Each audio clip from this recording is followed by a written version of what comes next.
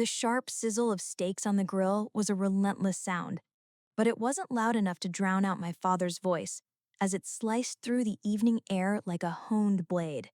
"Hey, Ilara," he called out, a smirk twisting his lips. A smirk I knew all too well, a herald of impending trouble.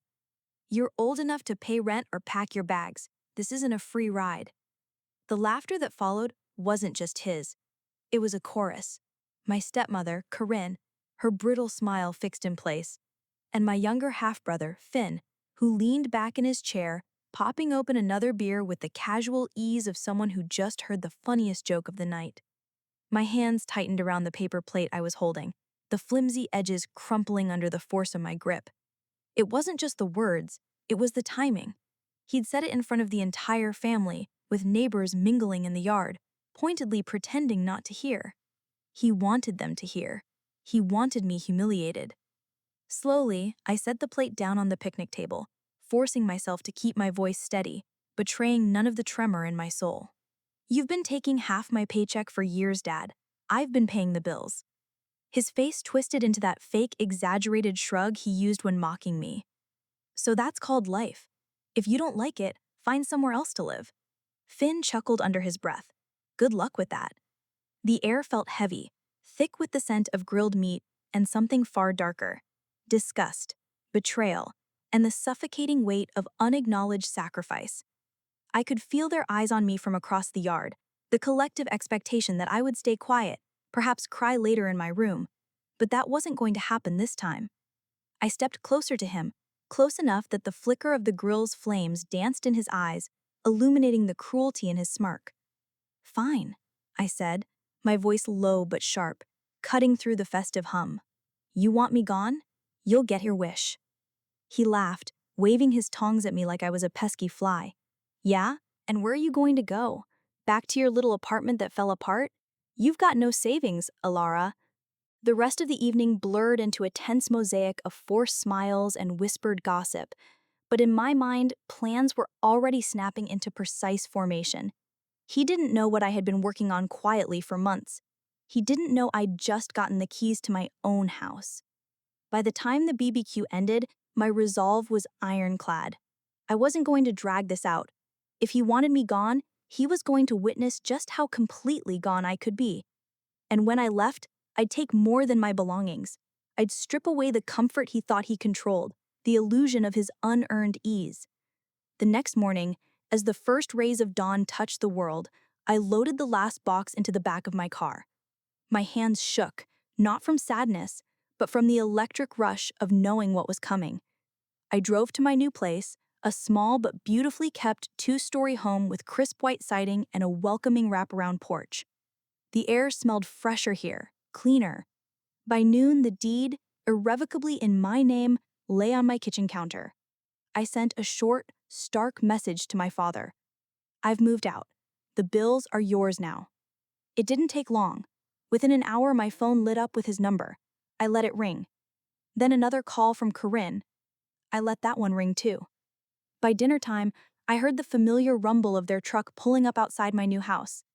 I looked out the window and saw my father getting out, his face pale, his jaw rigid. Corinne trailed behind, looking as if she'd swallowed something unbearably sour. Finn's car was behind them, and even he looked uneasy. When I stepped onto my porch, my father stopped at the bottom of the steps. "You're not serious," he said, his voice low, almost pleading. I leaned against the railing, my arms crossed. "I told you. You said pay rent or get out. I chose get out. And now," my voice sharpened, "I'll stop paying your bills too." His face drained of color completely. Corinne's lips parted, but no sound escaped. For the first time in my life, I realized the immense power I'd been giving them all along. And I knew, with absolute certainty, that I was just getting started. The moment their vehicles pulled away, I stood on my porch and just breathed. Not relief, no, not yet. It was the first inhale in years that didn't feel like I owed someone for the air. I didn't waste a second. I went inside, grabbed my laptop, and began cutting every cord they'd been feeding on. Electric bill gone from my account, gas removed, internet, water, car insurance, severed one by one. With each confirmation email, I felt my spine straighten, my shoulders relax. An hour later, my phone lit up again. Dad calling. I let it ring. Then Corinne next. Then Finn. I didn't answer a single one. By late afternoon, the family group chat started blowing up. Dad, this isn't funny, Alara. The Wi-Fi is down. Corinne, you can't just shut things off. That's not how family works. Finn, hope you're happy. You ruined dinner. I typed one line and sent it. I've moved out. Bills are your responsibility now. Please don't show up uninvited. I thought that would be the end of it, until I saw their truck pull up outside my new place again the next day. My father got out first, jaw tight. Corinne trailed behind, arms crossed. Finn didn't even bother leaving the car. My father stopped at the bottom step. "You're not serious," he said. I leaned against the railing. "I told you. You said pay rent or get out." I chose get out. And now, my voice sharpened, "I'll stop paying your bills too." His face drained of color completely. Corinne's lips parted, but no sound escaped. For the first time in my life, I realized the immense power I'd been giving them all along. And I knew, with absolute certainty, that I was just getting started. The next morning, I woke up to the kind of silence that simply didn't exist in my father's house. No stomping boots, no blaring TV, no Corinne shouting about some misplaced receipt, just stillness. I made coffee in my small, bright kitchen, the steam curling into the sunlight that poured through the window. For a second, I almost smiled, until my phone started buzzing. Unknown numbers. "Call us. This is urgent." Dad. "The electric's off. There's food boiling. We have to talk, Alara. If you care about this family, you'll fix this today." Corinne. I set the phone down, refusing to let their chaos bleed into my morning. They were just learning what I'd known for years. Bills don't magically pay themselves. By noon, the knock started. 3 sharp raps on my front door. I checked the camera, Corinne alone this time. Sunglasses hid half her face. I opened the door just enough. "What do you want?" Her smile was forced, brittle. "We need the car insurance in your name for just a few more days. Finn's got an interview." I shook my head. I already moved it to my address. It's my policy. If Finn's driving, he needs his own. Her jaw twitched. "You're punishing us." "No," I said, leaning against the frame. "I'm refusing to be punished anymore." She blinked, caught off guard by how calm I sounded. "Your father's furious. You know, he's only like this because he's stressed. The shop closing?" "That shop closed 3 years ago," I cut in. "He's had 3 years to stop leaning on me like a crutch." For a moment, her mask slipped. Her eyes hardened. "You'll regret this. Sooner than you think." I closed the door without answering. That night, as I unpacked boxes in my new living room, my phone lit up again. This time, with an email from my bank. "Suspicious login attempt detected." My stomach tightened. I logged in. Multiple failed password attempts. And then something else. A department store credit card I'd never opened, registered to my name with an address that wasn't mine. It didn't take long to connect the dots. My purse had gone missing in the old house a year ago, only to reappear 2 days later with nothing missing. Or so I thought. Finn. I printed every email, every statement, and slid them into a folder marked "Boundaries" in big black letters. I wasn't just protecting myself anymore. I was building a case. At midnight, another text came in from Finn. "You think you're better than us now? Watch your mailbox." I stared at the screen, the anger in my chest sharpening into something colder, steadier. They weren't just losing my money, they were losing their grip. And the more they realized it, the uglier this was going to get. The next 2 days were quiet, too quiet.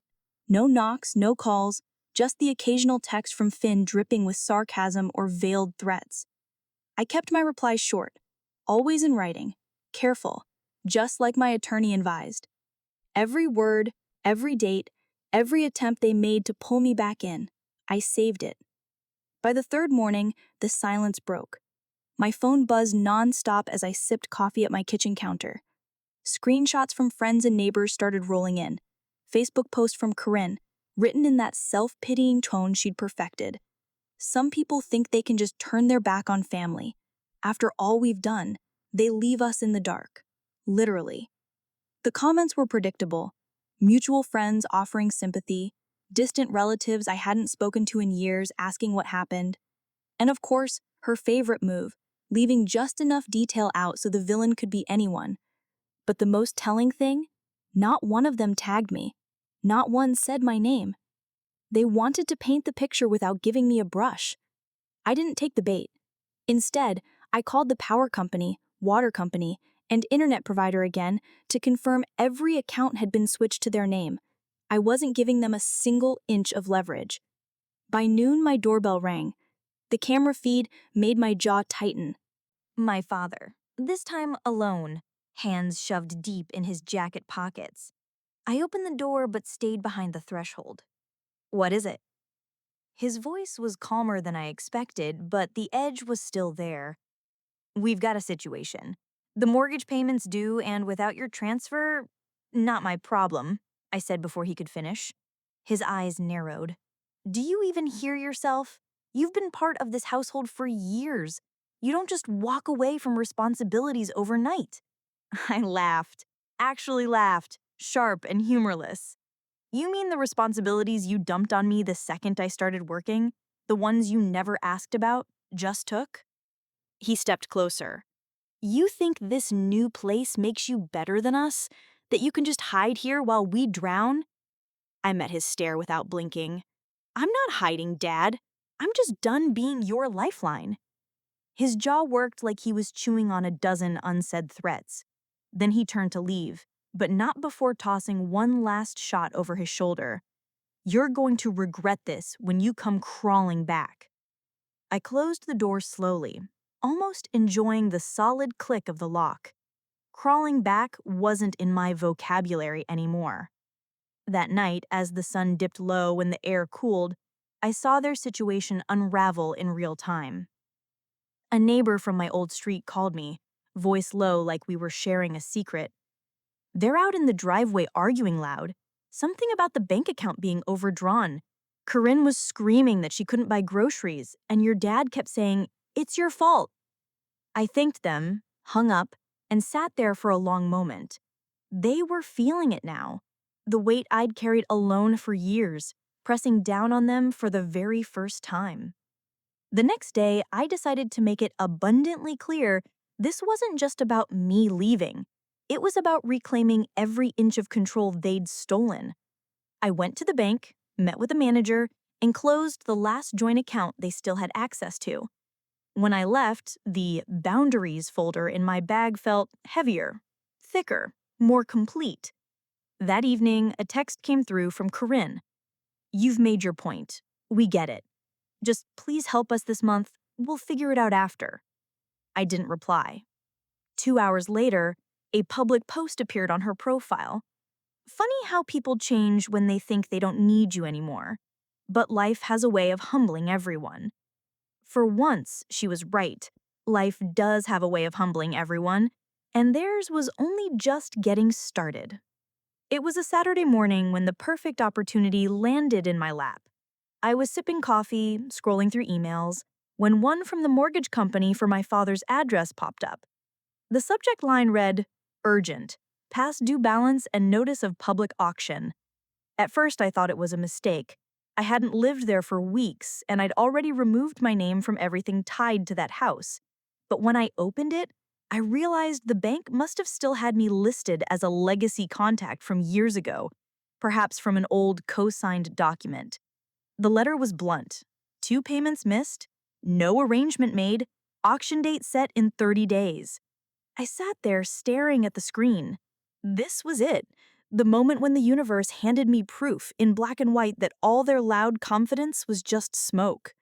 Before, I might have rushed over, tried to fix it, drained my account again to save them. Now, I hit print. Then I slid the paper into my boundaries folder. By noon, I heard the inevitable, the pounding at my door. This time, all 3 of them were on the porch. My father red-faced, Corinne tight-lipped, Finn smirking like a kid who thinks he's about to win a game. I stepped outside, shutting the door behind me. My father didn't waste time. You saw the notice. We can't lose the house, Elora. You're going to help fix this. I folded my arms. No, I'm not. You're still family, he shouted, loud enough for the neighbors across the street to glance over. I didn't lower my voice.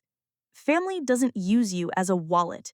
Family doesn't laugh while you're humiliated in front of half the neighborhood. Family doesn't commit fraud in your name and expect you to just take it. Corinne stepped forward, eyes darting to the people watching from their yards. Do you have to make a scene? Yes, I said flatly, because you had no problem making one when it suited you. Finn muttered under his breath, Unbelievable. I turned to him. You're right. It is unbelievable that I let this go on for as long as I did. My father's voice dropped, that quiet, dangerous tone he used when he thought he could still intimidate me. If you walk away from this, you'll be nothing to us. I smiled, but there was no humor in it. Then I'll be nothing to you and everything to myself. I stepped back toward the door, but before I went inside, I pulled the printed foreclosure notice from my folder and held it up where they could all see. This, I said, my voice cutting clean through the air, is what happens when the person you've been draining finally stops bleeding for you. And then I let it drop to the porch at their feet. The door closed behind me with a solid, satisfying click. Through the blinds, I watched them stand there. My father frozen, Corinne glancing nervously at the neighbor's stairs, Finn kicking the paper like it might bite him. They left without another word. That evening, I posted a single vague line on my own social media. Sometimes the best gift you can give someone is the chance to stand on their own 2 feet. The comments rolled in, people asking if I'd finally moved, congratulating me on my new place, sending messages of support. Not once did I name them. I didn't need to, because the truth was their downfall wasn't my story to tell anymore. It was theirs to live, and I was finally free to live mine.